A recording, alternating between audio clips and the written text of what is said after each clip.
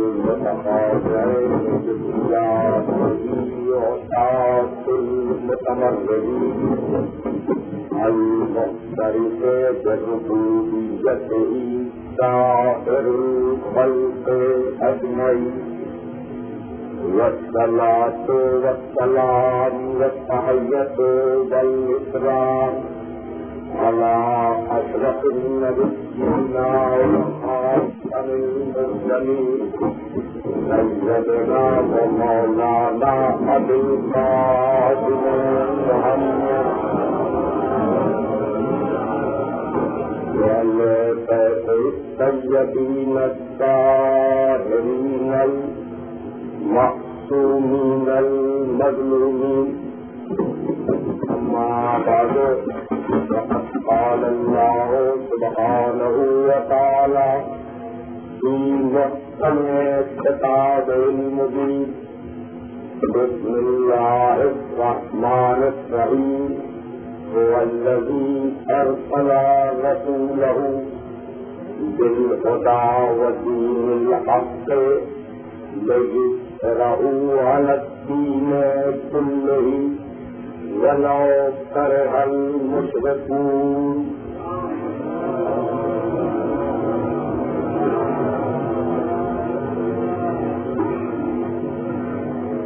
ہدایت اور دین حق عنوان سے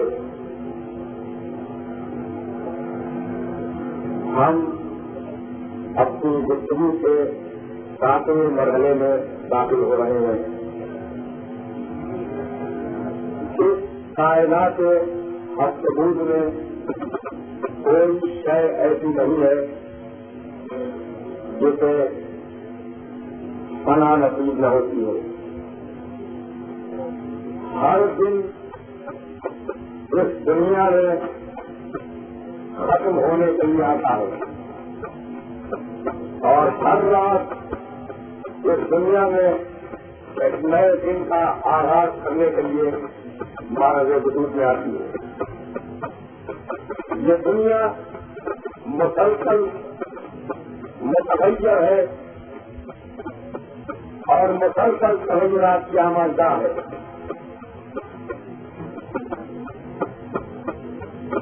یہ دنیا جس میں نسل انسانی ایک قافلے کی صورت رکھتی ہے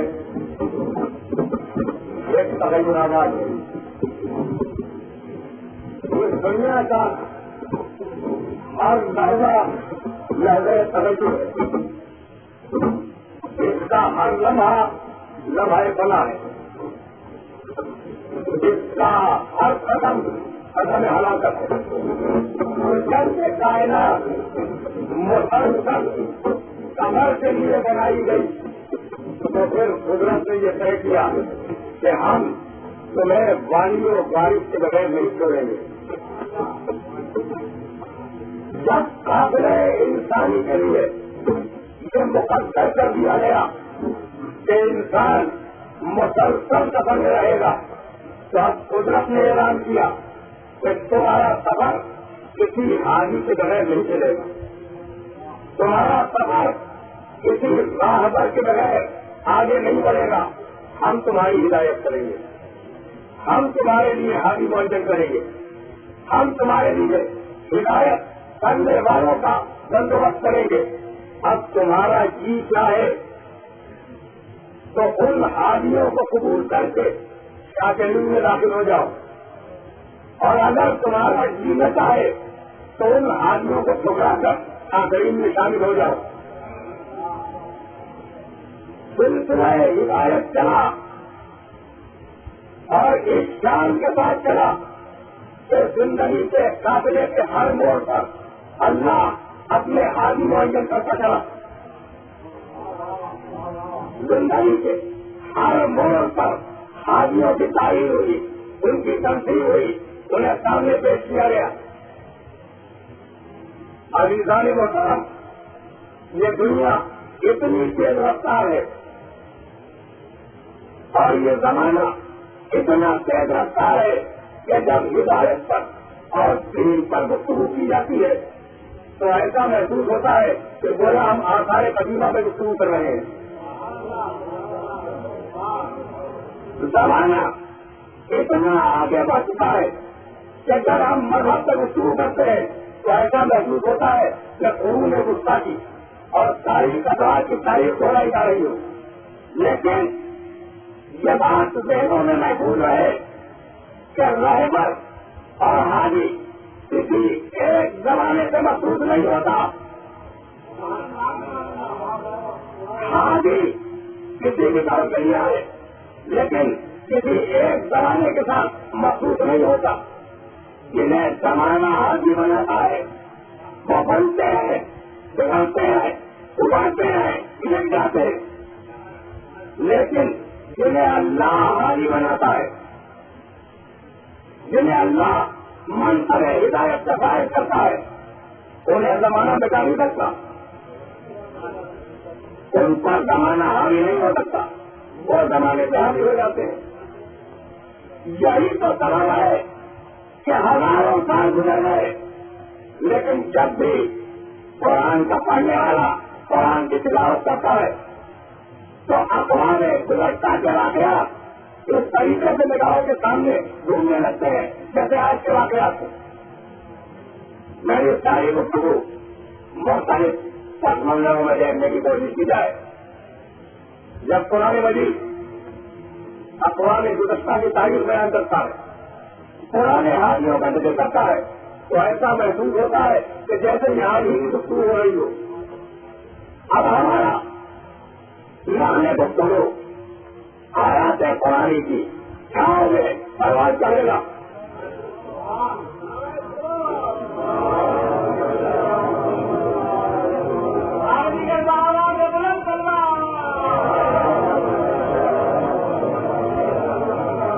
بات والے ہوتی جائے کہ پروردگار عالم نے ہدایت کا کیا بندوبست کیا اور حامیوں کے سلسلے میں اللہ کا رویہ کیا رہا.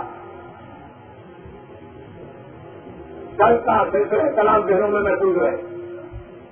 ایک فرشتے نے ایک بیوی کے کان میں آ کے کہا قرآن کی تعریف, تاریخ قرآن ایک فرشتے نے ایک خاتون کے سامنے آ کے کہا کہ مت گھبراؤ، اپنے بچے کو ایک صندوق میں مکمل کرو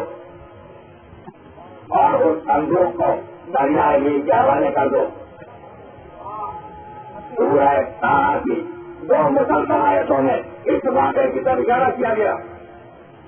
وَإِذْ أَوْحَيْنَا إِلَىٰ أُمِّكَ مَا يُوحَىٰ، ہم نے موسیٰ کی والدہ کی طرف وحی کی جو کہ وحی کی آج عقد بھی ہے ایک قانون، وقت بھی ہے یم پھل جلتے جمع ساحل ویا ہو آدو بولنے آدو بولو، دو جملوں میں قرآن نے پوری تاریخ بیان کر دی۔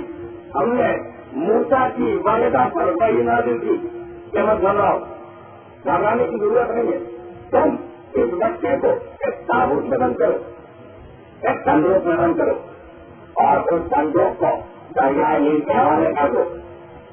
پھل جلتے ہی جمع ساحل، اور پھر یہ سمجھ لو کہ دریا خود اس صندوق کو سہارا دیتا ہوا ساحل تک لے جائے گا۔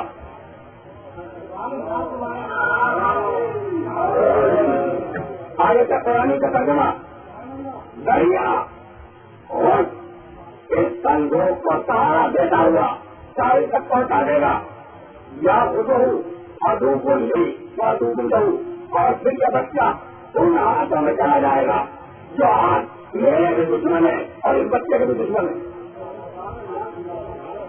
وہی لائی نازل ہوئی مادر موسیٰ پر، صندوق منگوایا، اپنے بچے کو صندوق میں لکھایا، صندوق کو مکمل کیا، دریائے نیل کی موجوں کے سپرد کر دیا۔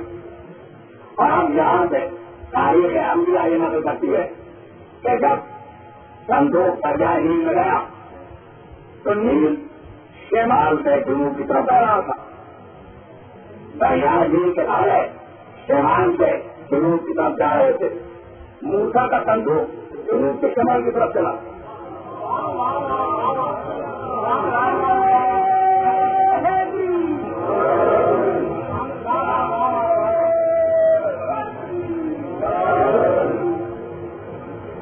موسیٰ کا صندوق ان تاروں کے بالمطابق چلا، اسی منزل سے بتلا دیا کہ ہم جنہیں منصب ہدایت پر فائد کریں وہ وقت کے داروں کے ساتھ نہیں بیٹھے۔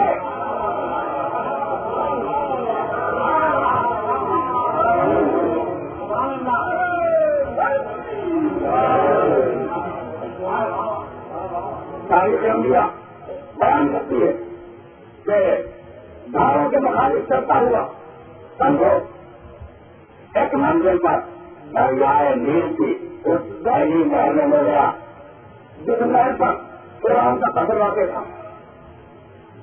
صندوق چلا، قصر فرعون کے سامنے جا کر کنارے سے لگ گیا۔ تاریخ انبیاء بیان کرنے والے لکھتے ہیں کہ فرعون اپنی فوجوں کے ساتھ باغ میں ٹہل رہا تھا، اس نے دیکھا کہ ایک صندوق ساحل سے کنارے لگا ہے۔ فرعون قریب آیا، صندوق کی طرف فرعون نے ہاتھ بڑھایا، جیسے ہی سب سے فرعون آگے بڑھا صندوق نیچے ہٹ گیا۔ فرعون رکا، صندوق پھر ساحل سے لگا، پھر سب سے فرعون آگے بڑھا صندوق سے ہٹ گیا۔ فرعون رکا، تیسری مرتبہ پھر فرعون نے ہاتھ بڑھایا، صندوق سے نیچے ہٹ گیا۔ چوتھی منزل پر فرعون کی بیوی آسیہ نے فرعون سے کہا کہ تم آ جاؤ۔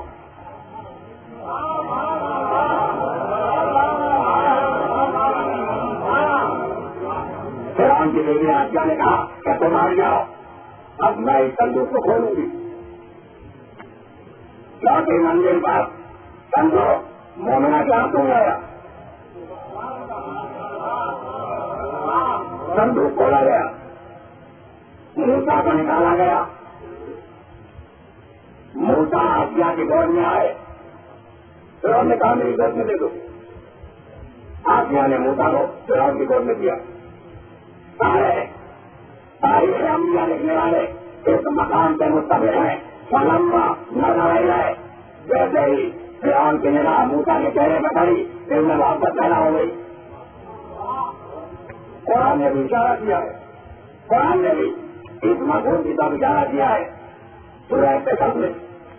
جیسے ہی فرعون کی نگاہ موسیٰ کے چہرے پر پڑی موسیٰ کی محبت فرعون کے دل میں پیدا ہوئی. ابھی لو فرعون کو کس نے موسیٰ کی محبت کی بتلا فرعون جنتی ہے اس کا جانوی.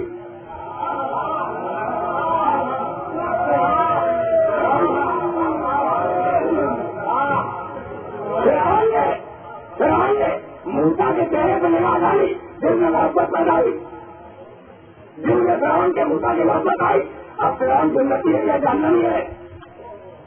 سارے عالم اسلام کے علماء متفق ہے کہ اس محبت کے باوجود فرعون جانوی کیوں؟ اس لیے کہ چہرے کی محبت تھی, علت کی محبت نہیں تھی.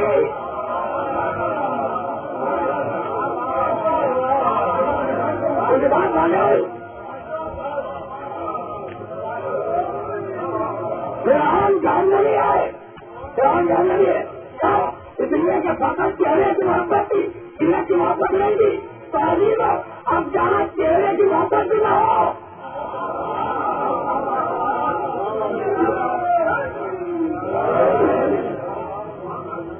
اب جہاں چہرے کی محبت کی موجود نہ ہو ان کے مطابق فتویٰ کیا ہے؟ یہ رائے فرعون نے موسیٰ کے چہرے میں اپنا اثر ڈالا اور فرعون نے اپنے دل میں موسیٰ کی محبت محسوس کی. یہ آپ کے کردار اور ادھر موسیٰ نے اس بچپنے کی کیفیت میں فرعون کے مقابلے پر جمع کیا. فرعون گھبرا گیا اور آج یہ کیسا بچہ ہے جو اس عمر میں میرے رخسارے میں تماشا مار رہا, ہمیشہ اقتدار میں نہیں کیا. میں بات کرا دے کروں, اقتدار ہمیشہ تحریکوں کو اور شخصیتوں کو انڈر اسٹیمیٹ کرتا رہا ہے.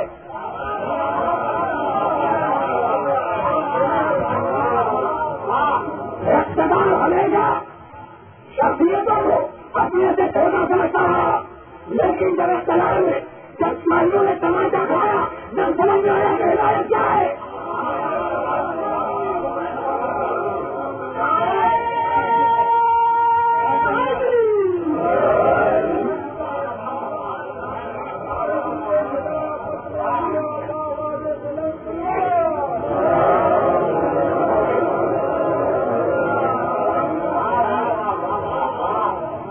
فرعون نے گھبرا کر وہ بچہ آسیہ کی گود میں لے لیا.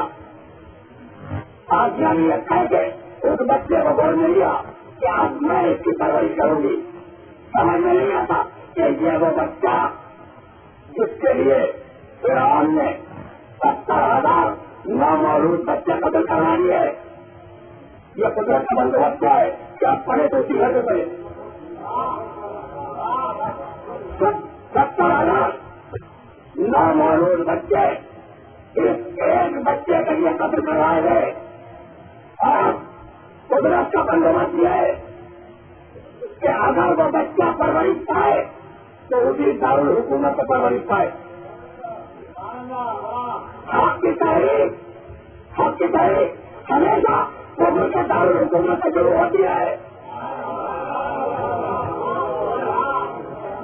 تحریک ہمیشہ قبول کے اور دماغ کے دارالحکومت سے شروع ہوا کرتی ہے. بچہ قطرے گراؤنڈ میں پڑنے لگا, پچھلے اگر دہنوں میں محسوس ہو. بچہ قطرے گراؤنڈ میں پڑنے لگا. یعنی بات کیا ہے؟ گراؤنڈ کافر, اس کے گھر کا پورا ماحول کافر, اس کے رشتے داروں میں اکثریت کافروں کی مطلب ایک مومن والے گراؤنڈ یہ طرح بندوبست کیا کہ پیغمبر علم کافی گولیوں میں پالا جائے. نہیں علم کافی گولیوں میں پڑے آگے نہیں. آسیہ مومنہ ہے, حضرت سے جواب دیا کہ نہیں موسیٰ کافر آغوش میں نہیں پڑے گا. موسیٰ کے لیے ہم نے مومن گوشت کا بندوبست پہلے سے کیا ہے. آج یہ مومنہ ہے. اب ایمان کی گود میں موسیٰ کی پرورش ہوگی. کیوں؟ اس لیے کہ آسیہ مومنہ ہے. اب آسیہ سے مجھے پوچھو کہ آسیہ جب تم مومنہ ہو تو اپنے ایمان کا اعلان کیوں نہیں کرتی؟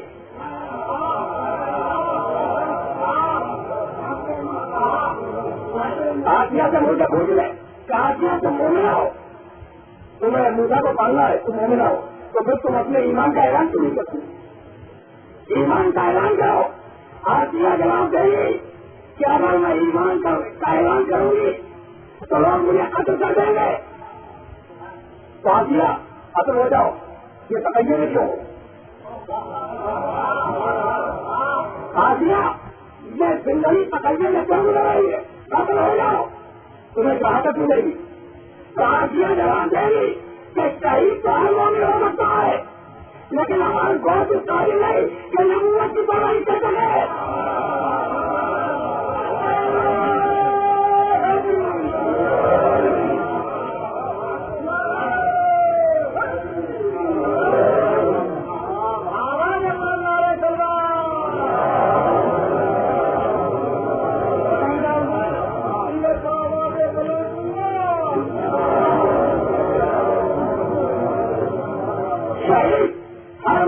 ہو سکتا ہے, لیکن ہر بہت اس قابل نہیں ہے کہ نبوت کی پرورش کر سکے.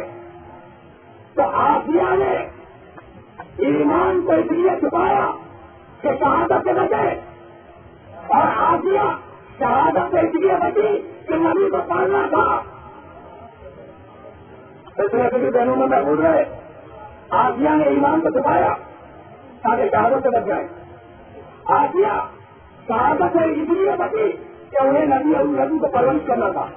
آج تک کوئی امت اسلامیہ پر آسیہ کا احسان ہے, اور ادھر تاریخ اسلام سے ابو طالب نے کھڑے ہو کے کہا اب میرا چہرہ دیکھو.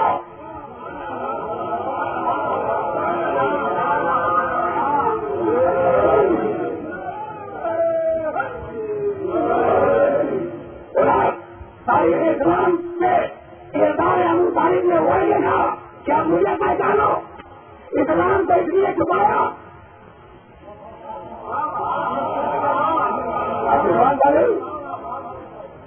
میرے محترم بزرگوں اور دوستوں, عجیب منزلیں دکھ رہی ہے کہ جس نبی کا کلمہ پڑھا جاتا ہے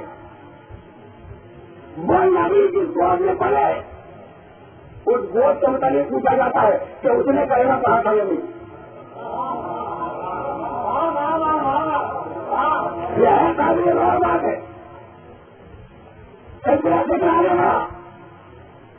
آسیہ تربیت کرتی رہی. موسیٰ لٹپٹے کی منزل میں آئے, لڑکپن کی منزل میں آئے, جوان ہوئے. ادھر موسیٰ جوان ہوئے, ادھر فرعون بوڑھا ہوا. موسیٰ کی جوانی, فرعون کا بڑھاپا. موسیٰ نے حق کا اعلان کیا. واقعات آپ کے دلوں میں محفوظ ہے, میں پتہ بھی جا رہا ہوں, میں گفتگو کرنا چاہ رہا ہوں. موسیٰ نے حق کا اعلان کیا, اور اب قرآن نے کہا کہ جب فرعون تک اعلان موسیٰ پہنچا تو فرعون نے کہا اسے کون ہے جو میری خدائی کے مقابلے میں اپنی نبوت کو ثابت کرنا چاہ رہا ہے.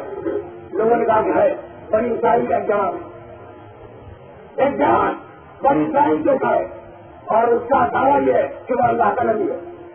کہا کہ اس سے کہہ دو کہ وہ باز آ جائے, ورنہ یا تو میں اسے قتل کر دوں گا, یا سولی پہ چڑھا دوں گا, یا گراوطن کر دوں گا.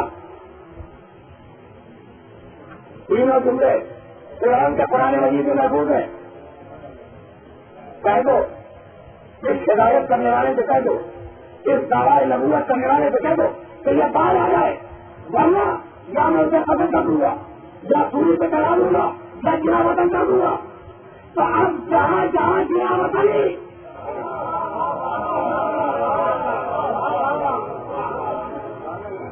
پر بات قاتل سامنے آ گئے.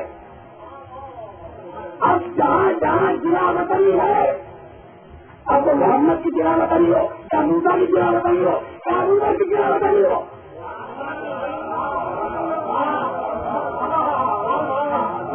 اب جہاں جہاں جنا وطن ہونے والے وہاں وہاں آ گئے, اور جہاں جہاں جنا وطن کرنے والے ہیں وہاں وہاں فرعونی آ گئے.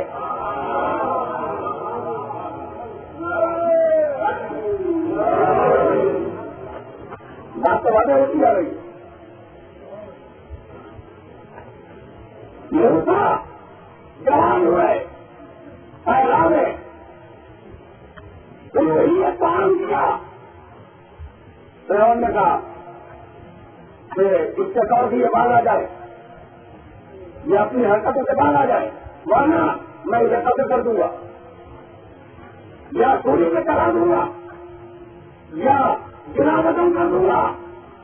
تب اصول کیا فرعون نے کہ جو قتل ہو جائے, سوری میں چل جائے یا جنا وطن ہو جائے, وہ فرعون کے مخالف قائم سے, اور جو قتل کرے سوری پہ چاہے یا جنا وطن کرے وہ فرعون کے قائم کی.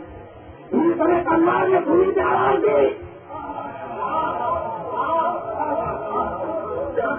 دوسرے تلوار نے سوری سے آواز دی کہ دیکھو آپ کی رائے فرعون کی رائے.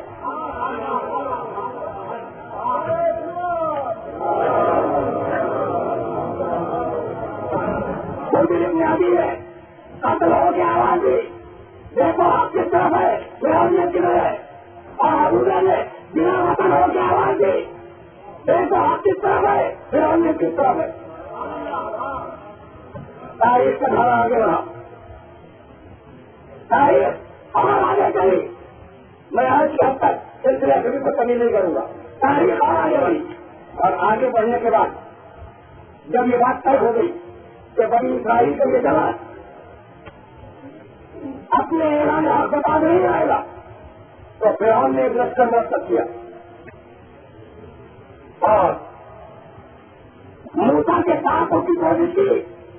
پھر قرآن واقعے کو بیان کرتا ہے, آگے آگے موسیٰ بنی اسرائیل کے ساتھ اور ان کے پیچھے پیچھے فرعون کثیر تعداد میں لشکر لیے ہوئے. موسیٰ جا رہے ہیں, بنی اسرائیل کو بچا کر لے جا رہے ہیں, پیچھے پیچھے فرعون اپنے پورے لشکر کو لیے ہوئے موسیٰ کا اور بنی اسرائیل کا تحفظ کر رہا. یہاں تک کہ چلتے چلتے موسیٰ اور ان کے ماننے والے دریائے نیل کے کنارے پہنچے. موسیٰ ان کے ماننے والے نیل کے کنارے پہنچے تو گھبرا کے کہنے لگے کہ موسیٰ تم نے تو ہمیں حالات کروا دیا, آگے بھی موت ہے پیچھے بھی موت ہے, آگے گنگا نہیں ہے کچھ فرعون کا لشکر ہے. موسیٰ تم نے ہمیں حالات کروا دیا, ابھی رہو امتوں کے مزاج نہیں بدلا کرتے. امتوں کے مزاج نہیں تبدیل ہوتے, اور امتوں کے مزاج کیسے تبدیل ہو.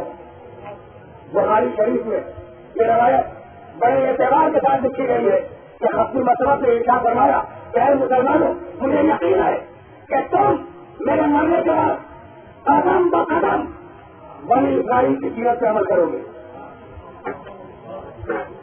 یہ روایت نہ فقط بخاری شریف میں بلکہ عام مسلمین کی اکثر کتب احادیث سے پائی جاتی ہے.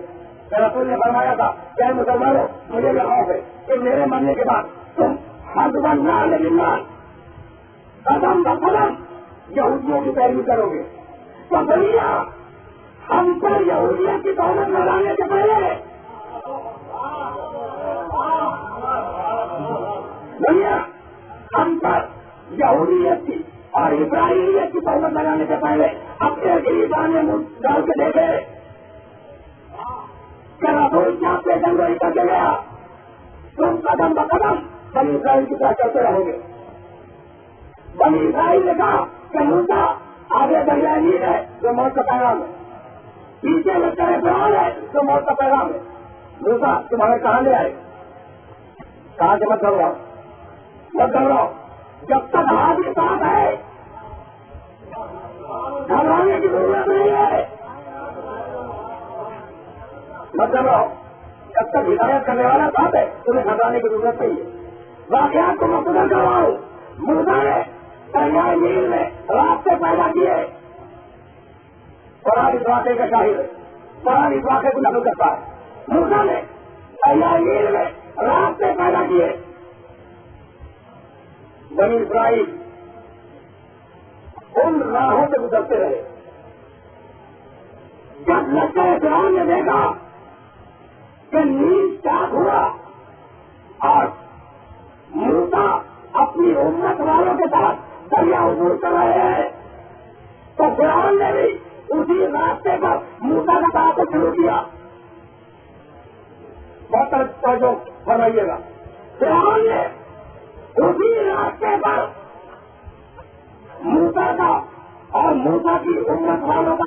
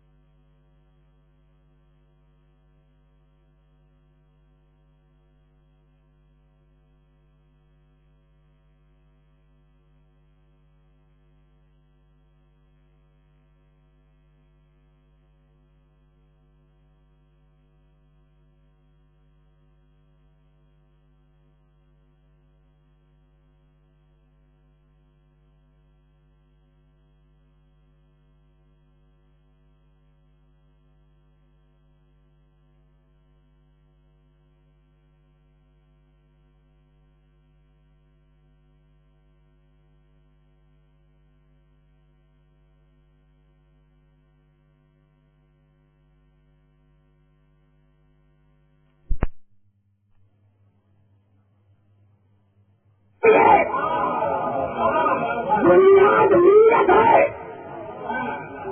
اب جو جس نیت سے جائے گا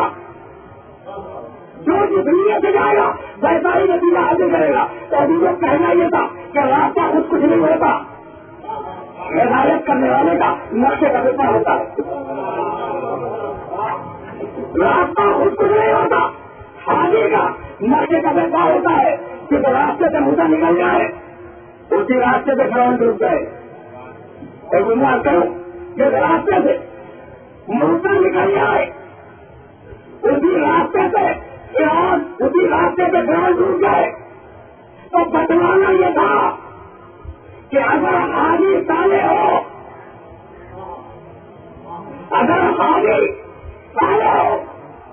تو اس راستے سے بچ کے نکل جاؤ گے. اور اگر راستہ وہی ہے اور خود حاجی گمراہ ہو جائے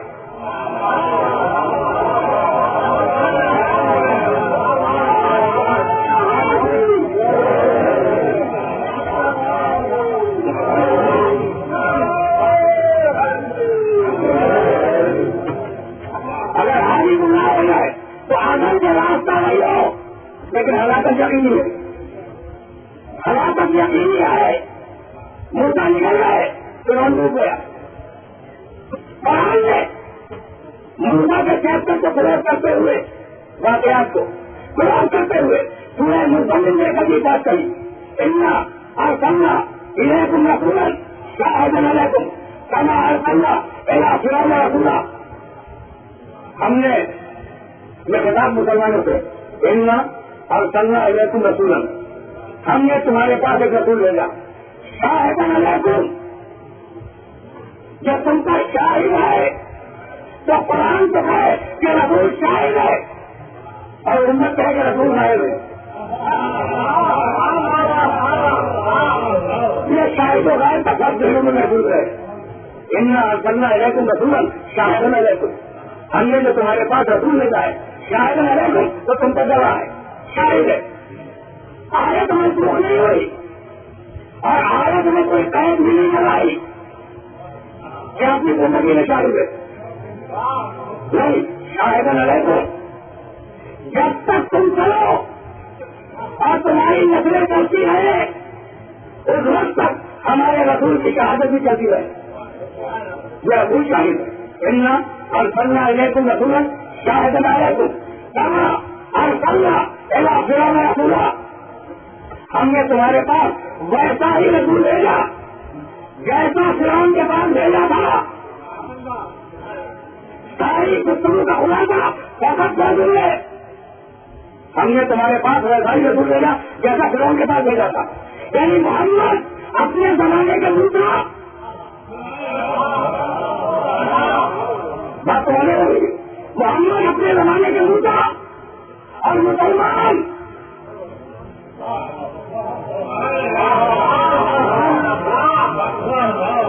گھبرانے کی بات نہیں ہے, بہت آسانی کے ساتھ کہا جا سکتا ہے.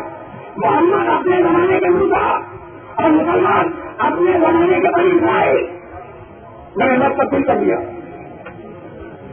اگر بات ابھی واضح نہ ہو تو جنگ تبوک کے موقع پر اپنی مطلب سے یہ تھا یا علی اما کرنا ہم تکون ملی جب منترا کے ہارو میں نہیں ہوتا.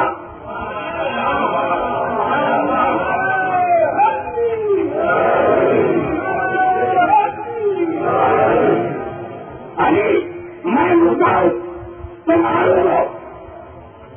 رسول موسیٰ علی ہارون اور بخاری شریف کی روایت مسلمان بنی اسرائیل. بات تو آگے ہوتی آ رہی ہے. اب آج کے سلسلے گفتگو کو 2 دن کم کے سلسلے گفتگو کا متفق کریں. رسول موسیٰ مسلمان بنی اسرائیل. اور اب سورہ مائدہ نے آگے بڑھے کا قرآن مجید کا 5واں سورہ آیت کا 91 واحد احد اللہ موسیٰ کا بنی اسرائیل. اللہ نے بنی اسرائیل سے عہد و پیمان لیا, ان سے معاہدہ کیا.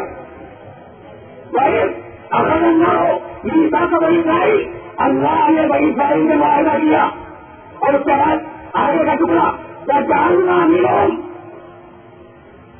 اتنا اثر نہیں ہوا. اور ہم نے ان میں 12 سردار ہدایت کے لیے معین کیے ہیں.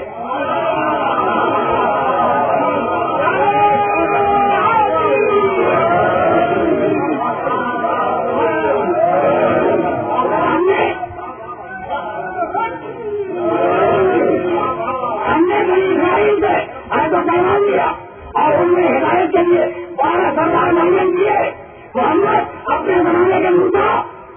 مسلمان اپنے زمانے کے بنی اسرائیل، اب اگر مسلمان ہمت رکھتے ہو تو اپنے 12 سرداروں کے نام بتلائے.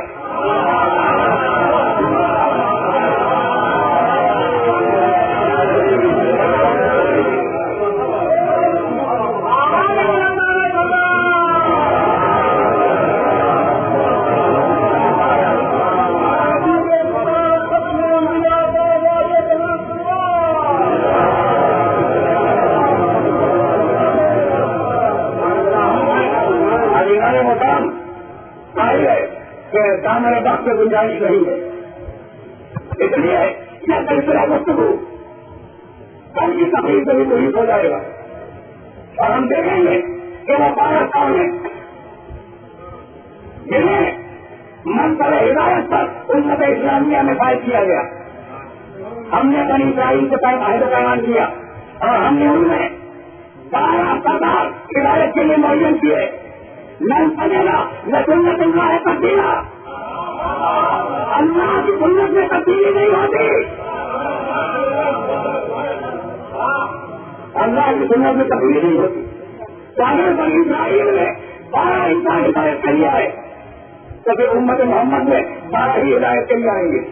بس دیکھنا یہ ہوگا کہ کون سے 12 وہ 12 جن میں یزید شامل ہے یا وہ 12 جن میں عثمان شامل ہے.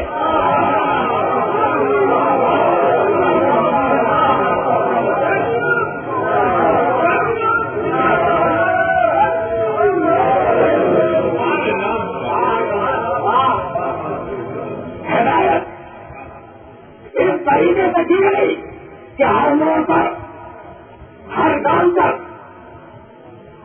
زندگی کے ہر زاویے پر کوئی نہ کوئی اپنی طرف سے معین کیا کہ کوئی انسان آگے بڑھ کے یہ نہ کر سکے کہ پروردگار میری زندگی کا ایک لمحہ ہدایت سے خالی رہ گیا.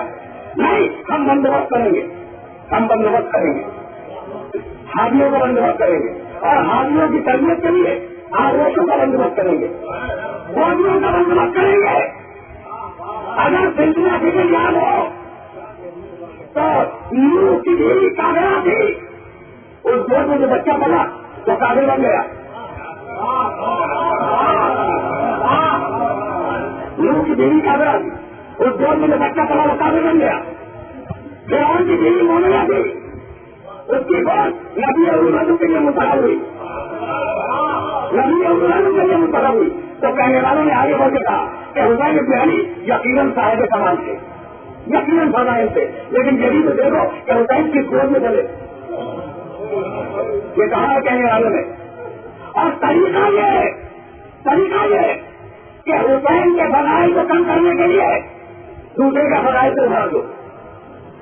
کہنے والوں نے کہا کہ حسین میں جو کرامت آئی، جو فضیلت آئی، جو شرف آیا، جو بزرگی آئی، وہ اس لیے آئی کہ انہوں نے رسول کی گود میں تربیت حاصل کی. تو اگر اصول یہی ہے کہ حسین نے آغوش رسول میں تربیت پا کر شرف پایا، تو ہمارا سلام اس گودی پر جس میں رسول عالمین نے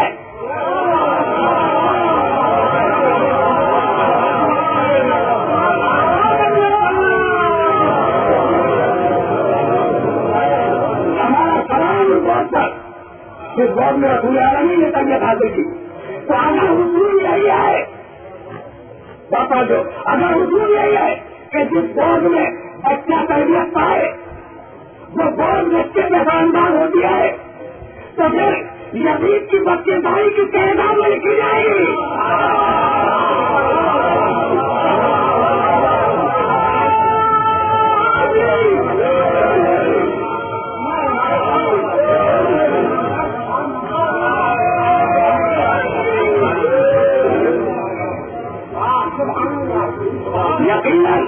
یقیناً گولیاں دخل رکھتی ہے تربیت میں.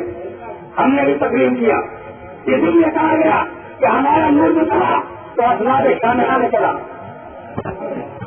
ہمارا نور جو چلا اور ہم مطالعہ میں چلا، پاک و پاکیزہ اور ہم میں ہمارا نور چلا. ہمیں جو گولیاں ملی وہ بہترین گولیاں تھی. تقریر اس منزل پر ختم ہوئی. عزیزان محترم، سلسلہ فکر میں ابھی بہت سی باتیں تھیں جو میں کہنا چاہتا تھا، لیکن اب چونکہ دانا وقت میں کوئی گنجائش نہیں ہے، اس لیے ہماری تقریر اس مندی ختم ہو رہی ہے۔ آج کے لیے میرے پاس رب کے مسائل منانے کے لیے کوئی لفظ نہیں ہے، میرے پاس واقعی کوئی لفظ نہیں ہے کہ میں رب کے مسائل دے سکوں، بغیر ہی دوں آج 7ویں تاریخ ہے، آج محرم کی 7ویں تاریخ ہے، محرم کی 7ویں تاریخ جس دن حسین پر اور حسین کے بچوں کا پانی بند کر دیا گیا،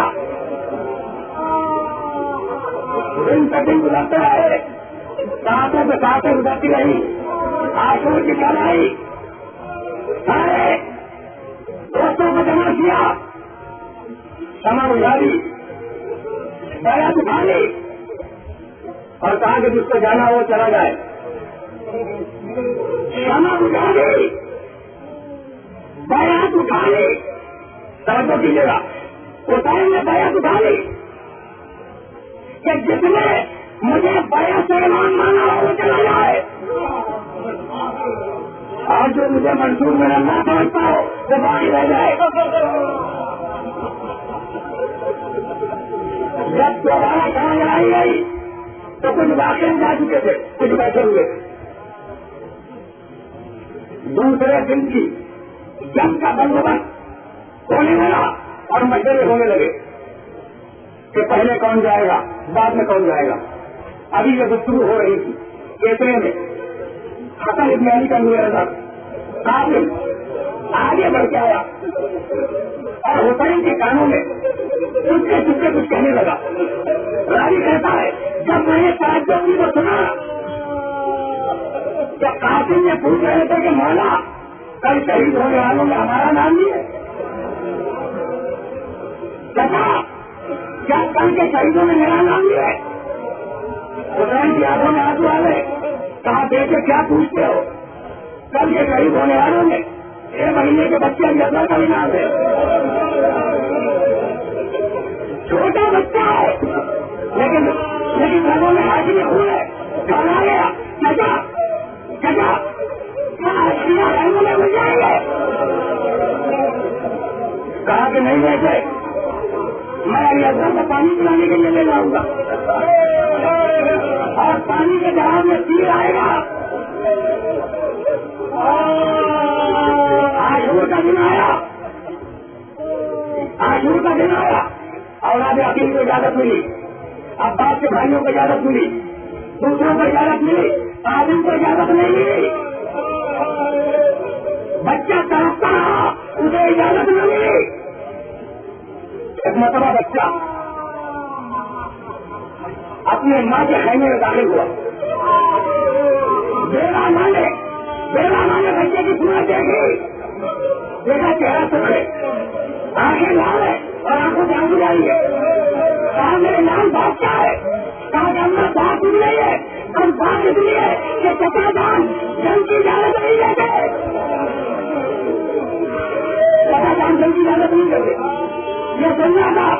ایک مرتبہ سیاہ چادر ہو گئی، قاسم کا ہاتھ تھاما، خیمے سے باہر آئی اور ادارے مقاصد یہ لکھتے ہیں کہ حسین ابن علی اپنے خیمے کے باہر ایک کرسی پر تشریف فرما دے، داخلی طرف اللہ کو کھڑے تھے، بائیں طرف حضرت ابو بکر عباس کھڑے تھے، بیچ میں حسین کی کرسی تھی۔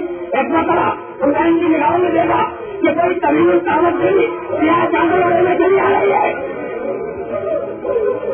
کہا عباس یہ تمہاری زندگی ہے، سر بیوی ہے نظر آئی، آپ جا کے پوچھا عباس دوڑے ہوئے آئے، دیکھا حسن کی جگہ ہے، واپس آئے، کہا کہ مولا بھابھی آ رہی ہے، حاصل کا ہاتھ تھامے ہوئے، حسین جیلی بنانے کھڑے ہو گئے، کہا بھابھی میری زندگی میں یہ ممکن نہیں ہے کہ آپ خیمے سے باہر آ جائے، بھابھی آپ خیمے میں جائے، تو لوگ کہنے لگی کہ حسین پہلے بیوہ بھائیوں قبول کرو پھر میں خیمے میں جاؤں گی۔